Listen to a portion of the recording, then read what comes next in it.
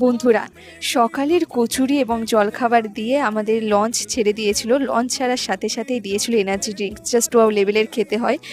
তারপরে ছিল আমাদের ওয়েলকাম জানানোর জন্য একটি করে গোলাপ ফুল, জাস্ট অসাধারণ অসাধারণ, কোনো বলার ধারণার বাইরে। তারপরে ছিল চিংড়ি মাছের পকোড়া, জাস্ট ওয়াও লেভেলের খেতে, ঠান্ডা হয়ে গেলেও কিন্তু টেস্ট ছিল। তারপরে মানে খাওয়া আর খাওয়া, খাওয়া ছাড়া আর কাজ নেই সুন্দরবনে এসে, হ্যাঁ।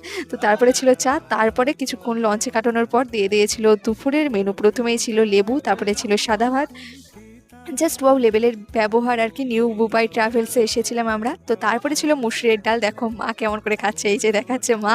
তার পাশে ছিল বাবা, ওই যে বাবা, তারপরে এই জেঠি, কাকামা, কাকিমা আর কি, জেঠু, যাই হোক ছিল সবাই।